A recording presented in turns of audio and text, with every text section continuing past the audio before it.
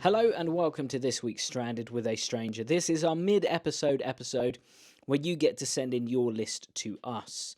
Now, if you want to be a part of one of these, then please send in your list of 8 tricks, 1 book and 1 non-magic item that you use for magic to sales@alakazam.co.uk.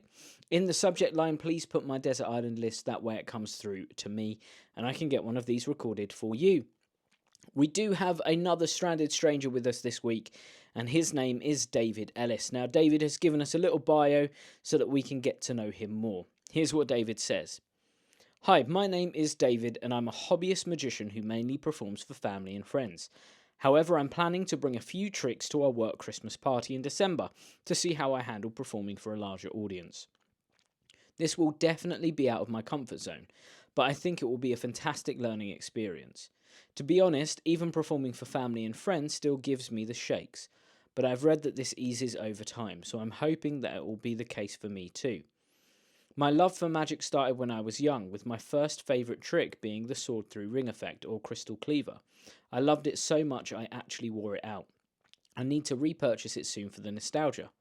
I prefer close-up, and many of my chosen tricks aren't heavy on sleights. With most of my time spent working or looking after my daughter, I only get a little time each night to practice. I'm working on some coin and card sleights through Alakazam Unlimited, an amazing resource with great value for the amount of content. I also try to focus on learning the tricks I already have rather than buying too many new ones, though I know it's a common challenge for all of us. Because they are not sleight heavy, my aim is to concentrate on the presentation. I'm also excited to be attending Blackpool for the first time next year. Although I'll be travelling alone, I hope to run into some of you and talk all things magic. So without further ado, here's my list of 8 favourite tricks, along with 1 magical book and 1 non-magical item. Well, David, it's going to be great to see you, because I'm presuming you're going to come up and say hello to us. Of course, the Alakazam team will be at Blackpool, and it will be great to put faces to names. So please do come up and say hello. If it's your first one as well, I really hope you enjoy it. I'm sure you will. It's always a great event every year. They put so much time and hard work into it as well. It's just fantastic. You mentioned Crystal Cleaver as well. A great trick, such a great effect. I remember having one when I was younger as well. I still have my one. I don't have the ring. The ring's definitely lost. But I do still have the trick, and it's just a phenomenal trick. So I'm really excited to see what your list involves. So let's get into it. David, in number 1, has put Shrapnel by Kim Anderson. He says, when I first saw the trailer, it blew me away with its clean look. The trick involves a safety pin that visibly penetrates a spectator's borrowed ring. My favourite part is when the spectator holds the ring in their hand, and I perform the penetration directly there. I love tricks that happen in the spectator's hands, especially when there's a fun lead up. For instance, as taught by Kim, I start by asking if the spectator can link the ring and pin themselves, which usually involves them attempting to open the pin as someone normally would. Then I link them in an impossible way, such a satisfying effect. Great choice, and if you guys haven't seen this trick, watch the trailer. I think the trailer opens up with a visual link straight away. It just looks unbelievable. It's really like a close-up stage illusion. It's almost like a modern linking rings. It just looks phenomenal, and a great opening gambit there. So that brings us to number 2, which is Magnet O by Harrius and Armando C. I love bar bet style tricks, or betchers. While Magnet O is not sold as a betcher, I love performing it that way, betting that spectators can't knock a coin off a Sharpie cap covered by an upturned glass without touching either the glass or the table. After a minute of frantic attempts, I reveal the magic, which always brings surprised reactions. But presenting it as a betcher, I feel it adds a playful quality while still keeping the magic strong. What a great way of performing it. Such a lovely idea there with the betcher. Yeah, superb. It's such a great trick. It's such a clever idea as well. And it's a very small moment, but the impossibility of having the glass there really elevates it to something quite magnificent. So that takes us to number 3, which is the Apparition coin set by Craig Petty. Craig is such a huge figure in the magic community, and I love following his YouTube channel. Apparition Coins uses a silver coin, Chinese coin, and a small purse to create constant transformations where the coins switch places, appear and disappear, even right in the spectator's hand. It's super visual and offers a seamless flow between phases that keeps the audience guessing. I also love that it's portable and plays so well in close up. Another great one, again, that happens in the hand, much like the ring and pin one, Shrapnel. Yeah, it's a great choice. It's a wonderful set of coins that you can do so much with, but that is the sort of standout routine for me as well. It looks incredible. And that brings us on to number 4, which is Holywood by Hansen Shen. Holywood is an incredible penetration effect where a card passes through a solid block of wood. I'm a big fan of penetration illusions, and while Industrial Revelation was my original favourite, Holywood is lighter, more portable, and visually just as impressive. As a hobbyist, I prefer something that's easier to carry, and this is perfect. When I perform it, I like to reference my favourite movie, Back to the Future, explaining that the deck box is my time machine. We start with the cards and then go back in time to the cardboard pulp phase, where the card penetration happens, before finally arriving at the original block of wood. This storytelling element gives it a unique twist, and the audience seem to love it.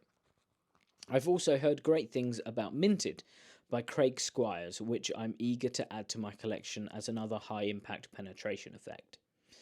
I remember Industrial Revelation when it first came out, and it was such a great idea to take the classic matchbox penetration, I should say, to something that is just bigger, plays bigger, and feels more impossible.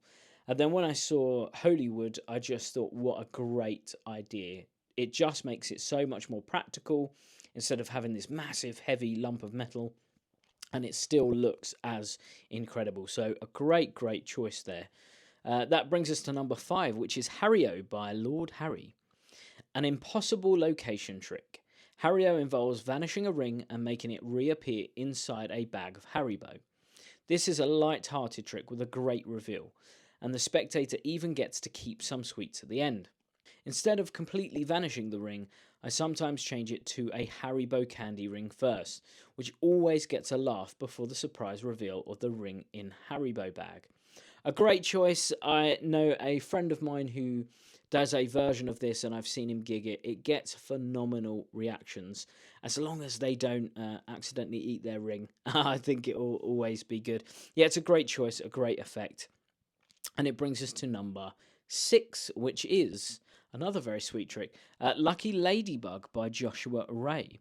This is such a charming trick, which involves 3 cards with logs on one side and ladybirds on the other. One of the ladybirds disappears and reappears on the back of the spectator's hands. Think the web, but without the screams. I think this trick is a lot stronger because of the positive reactions. I first performed this for my daughter, my biggest fan, who was amazed by the appearance and then even happier when she found out she could keep the ladybird as a souvenir. Never underestimate the power of a souvenir, as I still have a signed bent coin from a trick I saw when I was a child. I genuinely believe this is a trick that can actually brighten up people's days, and like all of the tricks on this list, it's very simple to perform. Superb choice. Yeah, I think if you watch the trailer to this, it's really sweet because they perform it to this little girl, and when the ladybird disappears, there's a great reaction there. Then when she sees the ladybird on her hand, she's not scared at all. She's just sort of amazed, I guess is the best way of putting it. And then when he says to her, you can keep it, her reaction is even better. And I bet she keeps that for, forever. So yeah, great choice. And that brings us to the tail end of your choices. In at number 7 is Imagine by Harry and Peter Nardi. This trick is very beginner friendly, but packs a punch.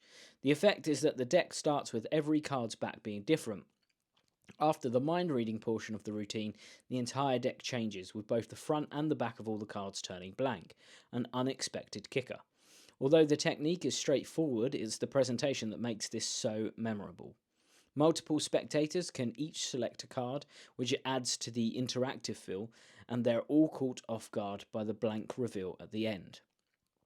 Another great choice. Now, I can't talk this trick up because it will give Harry and Peter an even bigger head than they already have. But in honesty, it's well deserved because this really is a phenomenal trick. And what's interesting is there are two aspects to this which make it so unique. In that we've had so many performers mention that a blank deck ending is so interesting for a non magic audience.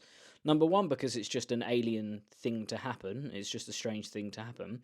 And number two, because, they're not aware of blank cards. That's not something they interact with at all. That's not something that's in their world. Of course, it's normal for us, but not for them. But equally, a rainbow deck, a deck of cards where each card is from a different deck of cards, is also something that's just visually striking, and it's just a bizarre notion to the general public, right? So what's great is this has both of those aspects. It starts with that rainbow deck, and then it turns blank, or you can start with it blank and then it turns into a normal deck. And then of course you have the little mind reading section in the middle as well, which you can have multiple spectators choose. So yeah, a great effect, and I urge anyone that hasn't checked it out, do check it out. It really is a superb effect. And that brings us to number 8, which is Invisible Deck by Eddie Fields. I was torn between B-Wave by Max Maven and the Invisible Deck, but I ultimately chose the Invisible Deck because I use it more frequently. It's a reliable trick that gets amazing reactions with minimal setup. While some might feel it's overused, I find that audiences still find it surprising and powerful. The classic routine where a spectator shuffles an imaginary deck and flips over one card that then appears reversed in the real deck consistently wows people. I've heard people say it makes bad magicians look like good magicians, and whilst I feel that's a slight against hobbyists, I do understand the sentiment. That being said, it's something I rarely leave home without. I mean, Invisible Deck is a classic for a reason. It's going to be around for a long time, and it's one of those effects that I think we probably take for granted. It's not in the public domain enough for them to really know about it. So many people around the world use this day in, day out at their gigs, and it really is just a phenomenal trick. So let's look back at your list, David. We started off with Shrapnel by Kim Anderson, Magnet O by Henry Harrius, Apparition by Craig Petty, Holywood by Hanson Shen, Harry O by Lord Harry, Lucky Ladybug by Joshua Ray, Imagine by Harry and Peter Nardi, and Invisible Deck by Eddie Fields. What a great diverse list of tricks there. I like that you've got the sort of curveball in there, which I would argue is probably Lucky Ladybug. There's probably not a common effect that's being performed everywhere, which will make you stand out instantly. You've got the visual magic there, you've got obviously Shrapnel, and then you've got Apparition.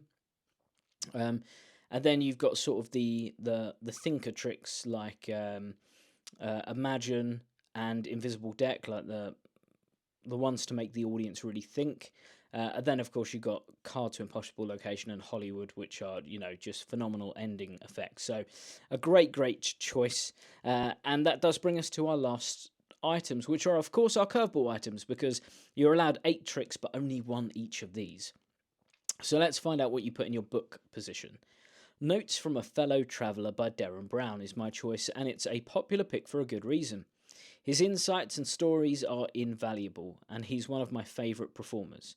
His live shows have even made me question reality, like his card under box routine.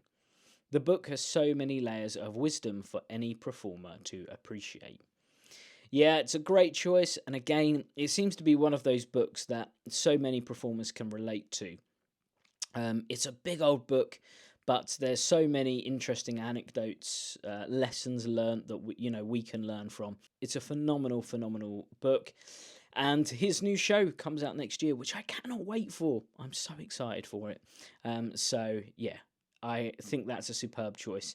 And it does bring us to your non-magical item, which is pocket storage. Keeping tricks organised and undamaged in my pockets is a constant battle, so I rely on an accordion wallet from TCC. It has space for packet tricks, my TT, wooden ladybirds, and my Magnet O gimmick. It's a lifesaver for keeping everything in order and preventing props from getting damaged or covered in pocket fluff. The accordion wallet from TCC, it just advances what we already have into something even more unique. So a great choice. and a great list. So thank you so much, David, for sending in your list to us. And once again, if you guys want to send in your list, please send in your list to sales@alakazam.co.uk. The more of these we get, the more episodes we can get.